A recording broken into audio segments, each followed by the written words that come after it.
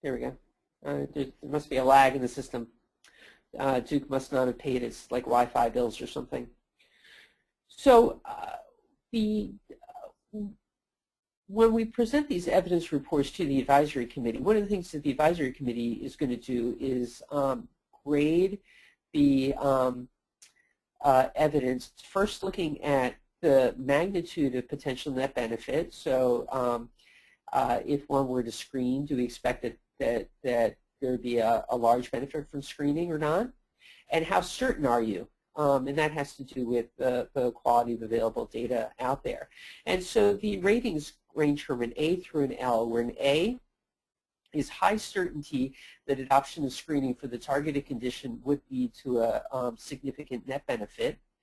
A B is a moderate certainty that adoption of screening would lead to a significant benefit. And let me be clear around this word moderate because it creates some confusion.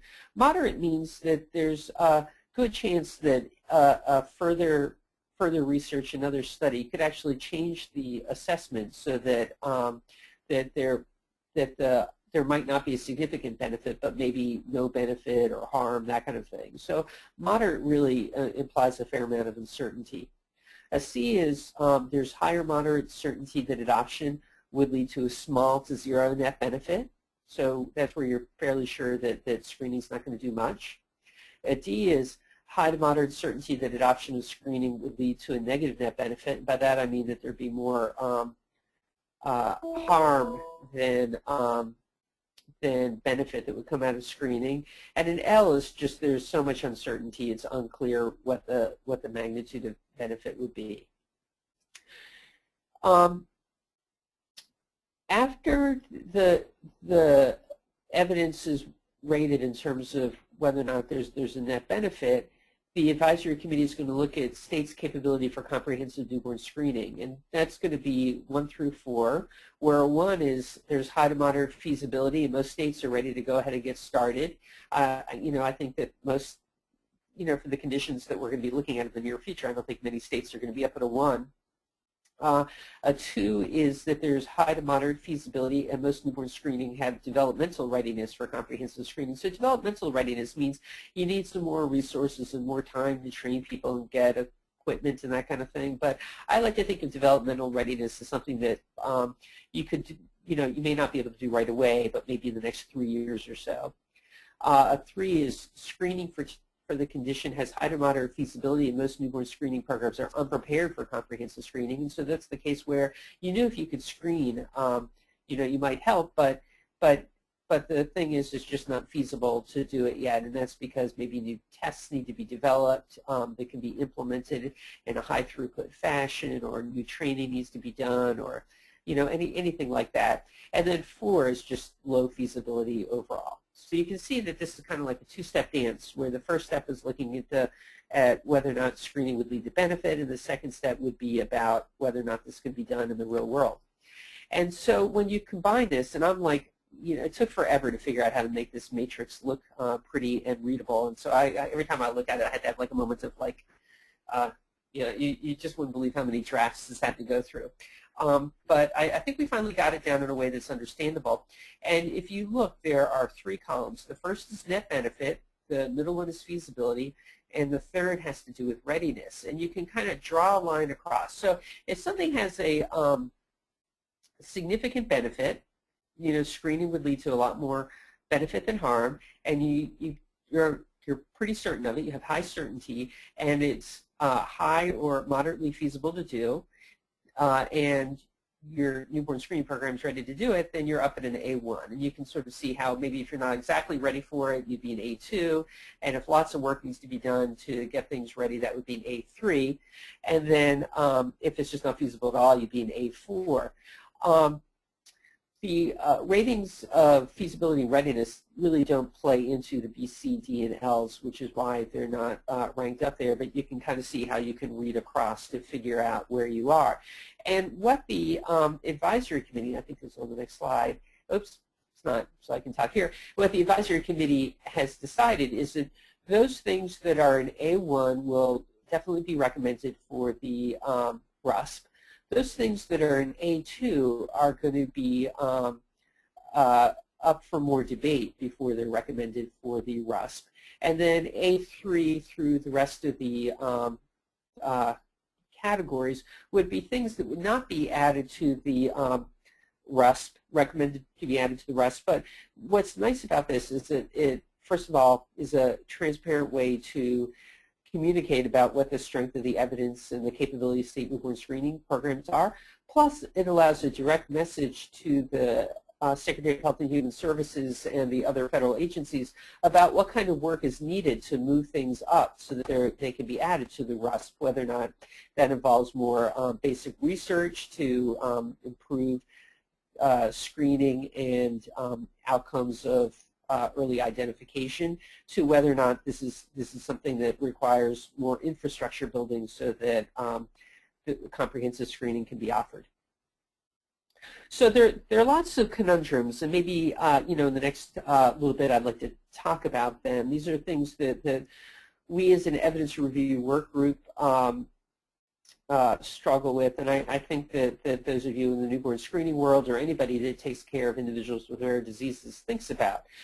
So when we talk about benefit, we talk about benefit directly to the affected individual, but what if screening might be a benefit to the family but not necessarily to the child? And so there's lots of talk about the diagnostic odyssey, where you know that your child might have something wrong and you go from doctor to doctor trying to figure out what's going on, and that's obviously really hard on families.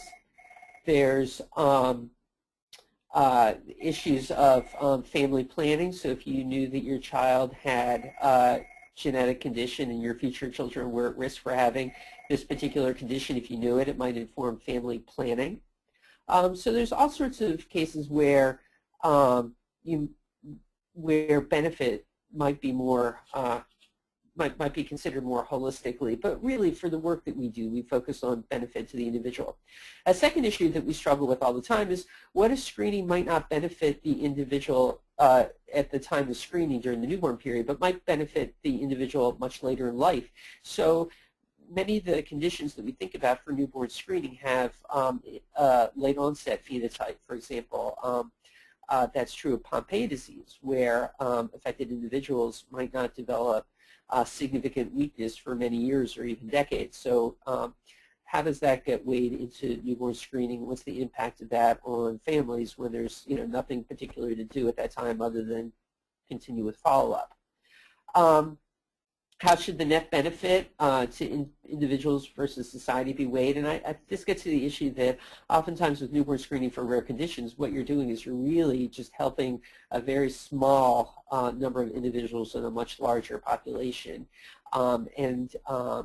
Whereas the much larger population may be exposed to some potential harms, like things like false positives. So how do you weigh the tremendous benefit, for example, that might accrue to a small number of people, whereas the harm may be spread out more to other people? Related to that is harm.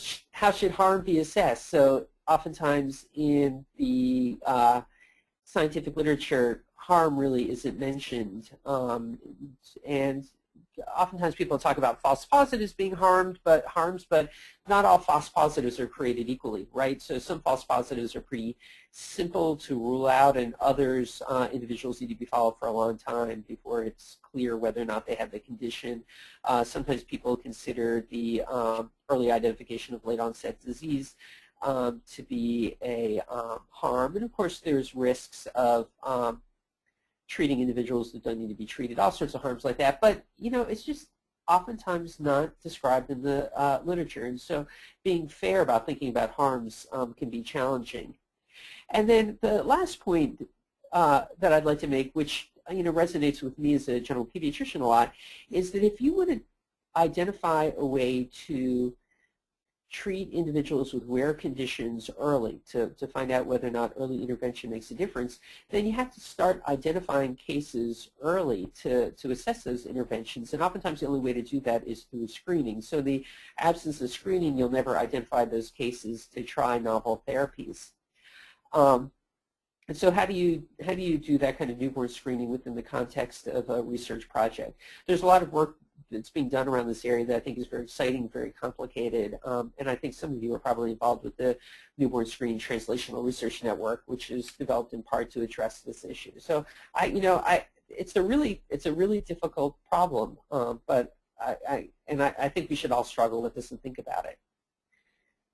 So I just want to mention briefly some of the other issues that we've been faced with. One is the point-of-care newborn screening. So as you all know, hearing screening has been a point-of-care newborn screening test has been a long time out there. More recently is screening for critical congenital heart disease.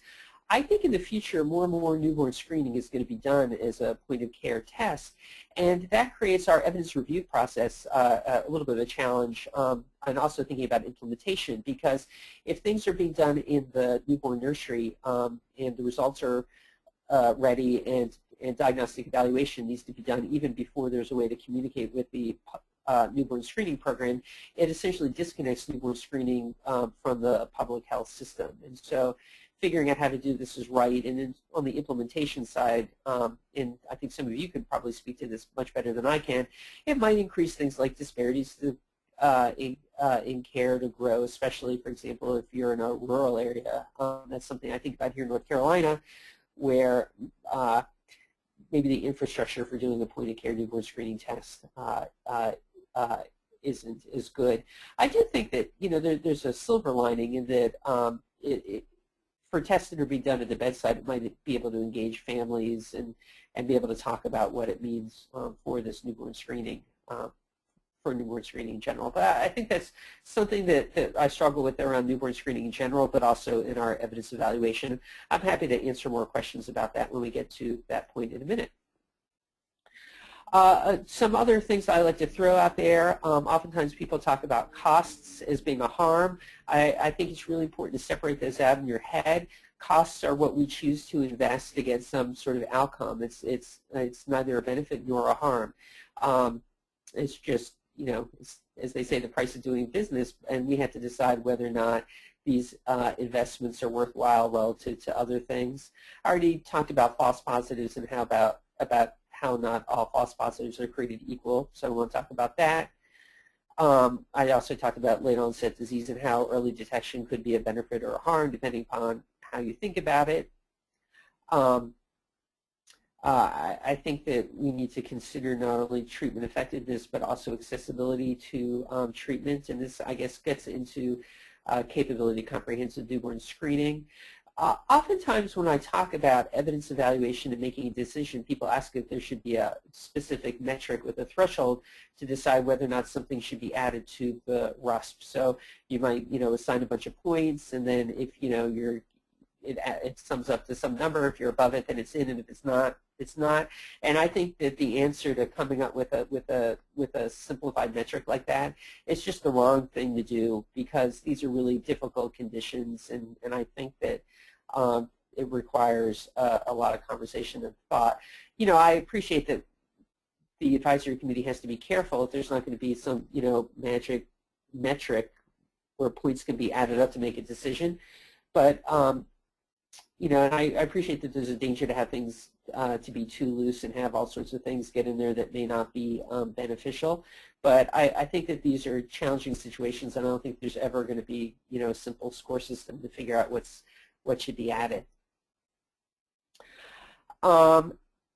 Another question that comes up a lot is, once we add something to newborn screening, how do we know that we did the right thing? And I think that's where you all at the state level and within your region can be helpful, because I think this is a critical need for information systems to track what's happening. Again, when you think about problems with newborn screening in the United States, there's issues of missed diagnostic follow-up. I know that's something in your region that you've dealt with. There's issues of poor medication adherence and loss to follow-up. Certainly that's true for congenital hypothyroidism. There's challenges in obtaining treatment, like the medical foods, as children transition to adulthood. And there's incomplete update of new therapies that can really be effective. And so here I'm thinking the example of hydroxyurea for sickle cell disease. So I think if we want to make sure that the system's working overall, we need to have really good data. I talk a lot about how we should model newborn screening after the Children's Oncology Group, in which all individuals are tracked, and in areas of uncertainty, all individuals who are identified with cancer are enrolled in the studies. I think that we should really be collecting very careful data through newborn screening. I think I'm probably speaking to the choir about that. And then, you know, the issue comes up related to this is, so what if you collect all this data and you find out that, in fact, newborn screening is not leading to the benefit that you would hope? You know, how feasible is it to stop screening activities? I don't know what the answer is to that, but I think it's important that we consider not only adding things to the RUSP, but taking things off if it turns out that we were wrong. Of course, as the evidence review person, I hope that we're not wrong. So newborn screening is one of the greatest public health achievements. It's now 50 years old. I think that you all should be proud of the work that you're doing related to newborn screening. I think that newborn screening is going to look a lot different over the next decade. I talked about, for example, the point of care testing. I think that there are opportunities for to challenge the old screening paradigm, especially around whose benefits we're talking about. And as I said before, I think that data is kind of the secret sauce to inform the process, and we all need to work together and involve a wide variety of stakeholders, including those people who work in the laboratories, the specialists, the generalists, affected individuals and their families. Again, one of the things that made me excited about doing this talk, of course, is I think that you all have already bought into that. There are a couple of parting thoughts I'm going to make. So unfortunately, I can't hear from you all out in webinar land, because usually I ask this question when I present this. But the picture on the left, I don't know if anybody knows what it is. I'll give you a second to think about it. All right, your second's up. That's the Brooklyn Bridge. The Brooklyn Bridge was built in the late 1800s. It's a suspension bridge.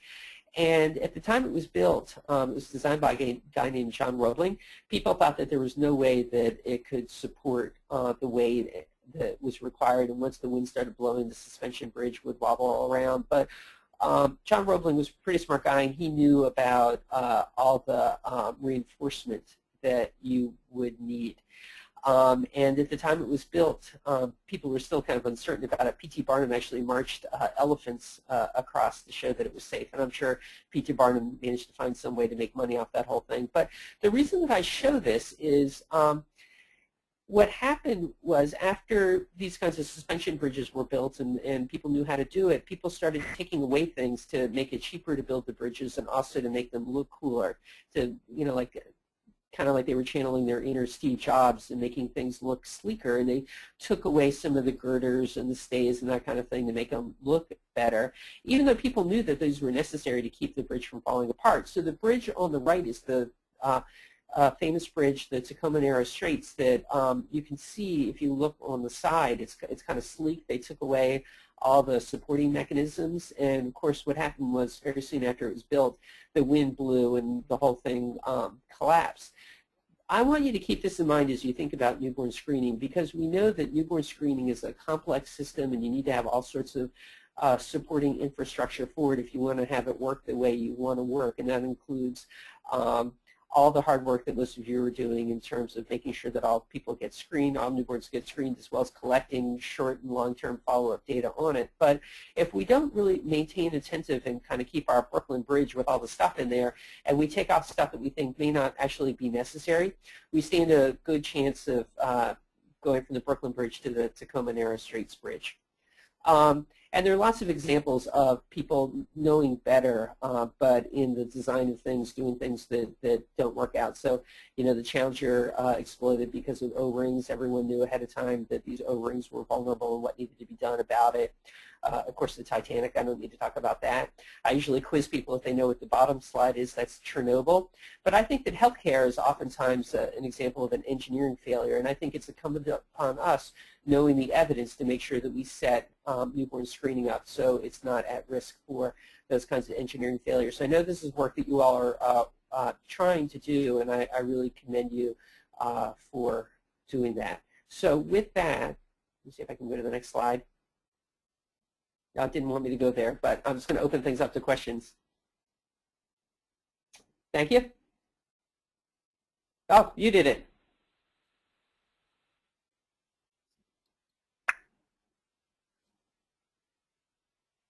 I'm hearing a lot of silence.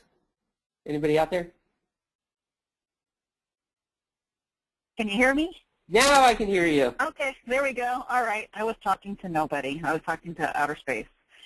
This is Kim Piper, and thank you, Dr. Kemper. This was a great summary of the work that the committee does and all the thought and research and preparation that go into the process. It's just very much appreciated by us out here in newborn screening land, and we definitely depend on you guys to do all the hard work for us. Are there any questions out there? If you have a question, you can either raise your hand on the attendee list. You can click on, I think, Can I say something really indulgent for a second? Yep. Which is, I think that Dr. Steve Kaler, who used to be at Duke when I was a resident and a medical student, is on the call. And I was so excited when I heard that he was going to be here because he was really formative to my understanding of newborn screening and the importance of advocating for children with rare conditions. So for those of you who don't know him, he's a great guy. And for those of you who do know him, I'm sure you will vouch for the fact that he's a great guy. All right, that's the end of my indulgent comment. Okay, no problem. You can submit questions. You can either raise your hand, or you can, by indicating on the attendee list there, you just click in that little spot to raise your hand, or you can type in your question in the questions panel on your webinar control panel.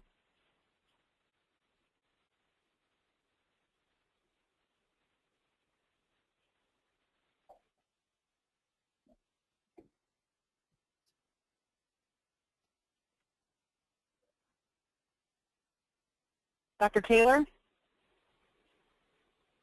I think you are unmuted.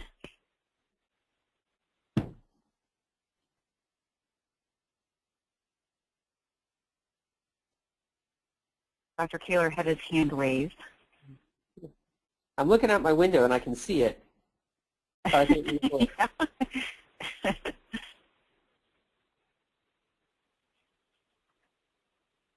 Maybe he was just saying, hey. Okay, right back at you. I don't know. Yeah. I think you can also type comments into the box, right? If you're having trouble with your microphone. Yep. You can type comments either in the question part or in the chat part on your control panel there.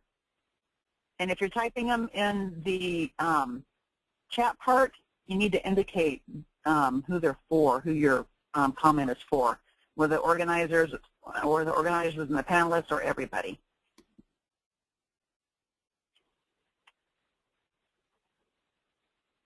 Okay, well, if people don't have questions too, you know, they're more than happy if something hits them later to shoot me an email. Okay, great. And I did type in there to everybody that Dr. Kemper's slides will be available after the presentation today. Lori and Shona will get those out too. Excellent. Great. Well, I'm not seeing any hands raised again or any questions on there. So again, I just want to thank you, Dr. Kemper, for doing this presentation, taking time out of your day to do that. Pleasure's all mine. Thank you very much. And I hope to see some of you in May. I guess this can be by webinar, so it would be virtually again. Oh, there is a question on here. I'm sorry. Oh, good. All right, let's hear it. There's one that came up. Let me see. Let me see. You mentioned POC for all newborn screening in the near future. Can you give us a sense of who is doing this work and what the cost per test would be? Yeah, so this is, you know, I don't know if, you know, maybe it was a little exaggerated to say that all of it, but I think that if you look at some of the technologies that are developing, things like the digital microfluidics that is fairly inexpensive to put into the hospital setting, you can see that happening. I know that there's a company called Advanced Liquid Logics that's working on developing point-of-care newborn screening tests. And as a matter of fact, they're testing some of them out in developing countries where they don't have access to large-scale laboratories. And then, of course, you know, who knows what's going to happen with whole genome sequencing in the future. So, you know, I just see more and more stuff being offloaded to the to the point where the baby's being born, and who knows what the cost of this stuff is going to be. Whatever the cost is now, 5 years later, it falls by an order of magnitude. So I think that for now, clearly the state laboratory is going to play a central role in newborn screening, but I think that we need to be cognizant that there's new technologies that are out there that may certainly supplement what happens with newborn screening or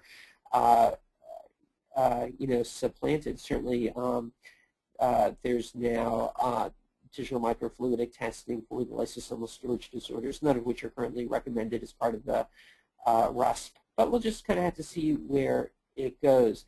Even though if newborn screening moves to the bedside, there's still going to be a really important role that public health is going to play, because remember, unlike most other health care that's provided, all newborns get access to newborn screening, and the public health system plays this really critical role in follow-up. So I think that even if tests get pushed out to the bedside, or I guess the bassinet side, it's still going to be really important for public health to be involved in monitoring what's going on.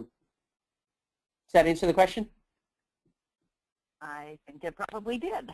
Thanks. There is another question on here. Yeah. How did disorders get added to the secondary target panel? They were kind of surprised that hemoglobin H disease did not make the secondary panel of disorders.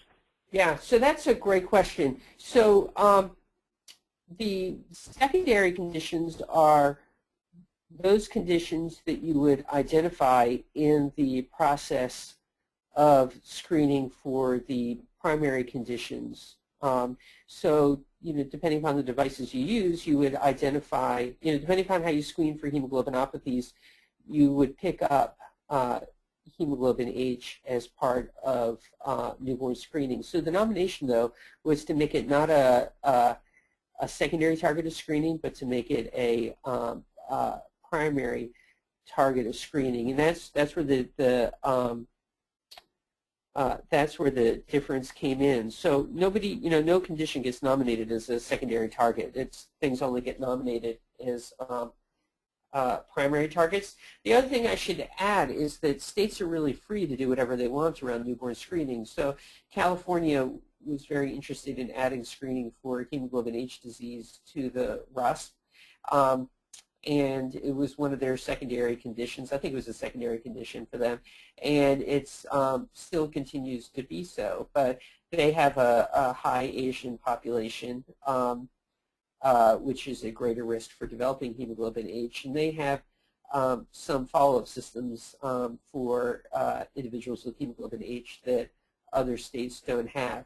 And so I think the key thing here is that the question was whether or not hemoglobin H should be a primary condition in the RUSP. Okay, thank you. And then Dr. Kaler has his hand up again. He's trying to get through here. Shona had unmuted him. So Dr. Kaler, I think you might need to unmute your phone on your end. Or you can type in the chat area.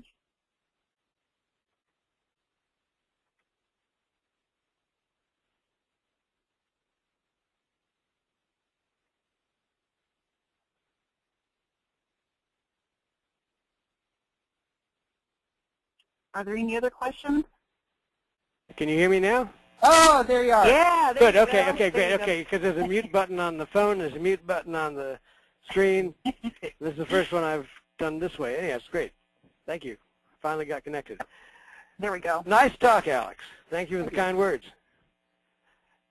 You there still? Yeah, I'm here. Okay. I think there's three things going on here which are all blended together in a lot of people's minds, which is we do tests which are really looking for metabolites usually. We're looking for something like phenylalanine. And the target is a disease called PKU, but we're not testing for PKU, we're testing for phenylalanine. And so what else could raise your phenylalanine level is always going to be picked up with the net that you're looking using to find PKU. So you have to think about that part of it. And the other part is the newspaper articles and the alarmists who talk about us doing genetic testing on everybody and keeping these blood samples around so we can clone their children or something. And it's not genetic testing either. The only genetic testing we're doing now is the second-tier testing on cystic fibrosis. And so that's gotten mixed up in the public's mind as something scary. And as you probably remember, I'm a big fan for, you know, if PKU is important enough to screen for, even if it's not PKU, but your phenylalanine level is up, I want to know about it, and we'll sort it out what it means, but I don't want to miss anybody with PKU. And I would make the same argument for the late onset Pompe disease, which is a real item, but the early onset Pompe disease is so much more treatable if you treat it early. You say, look, we're going to find the ones that we could treat early, and one of the costs is we're going to find people who won't need treatment for a long time. But it doesn't mean they don't have the disease. It just means they're not going to get sick right away, and we'll have to figure out how to deal with that. But once we get early treatments, like for the combined immune deficiency, I think that's a gorgeous test, because there it is. And it's like every other time we discover a treatment and people don't die right away, well, what happens next? What about the people that aren't going to get sick right away? Well, we'll have to cope with that. But I'd rather be doing that than missing things that I knew could have been detected. And when the tandem mass spectrometry screening first came in, there were a few people who said, well, we should only screen for MCAD deficiency because we know that's very treatable and so on. And we should ignore all the rest of the signals, propionic acidemia and the rest. And I thought, this is nuts. It doesn't really cost us any more in terms of money and blood and whatnot to screen for the whole bunch. We're just going to ignore the signals. I couldn't stand to do that. So we've got MCAD in there, and we've got a bunch of things that are less common, harder to treat, but it's worth knowing about it. And thank you and your committee for going to all this hard work to try to systematize it and tell us what we're really up to when we're making impressions about things. And what a nice talk again. Well, thank you for your kind words, and I just, you know, agree with everything that you said. Thank you. I'm not seeing any more questions. Does anybody want to raise their hand if anybody has any other questions again?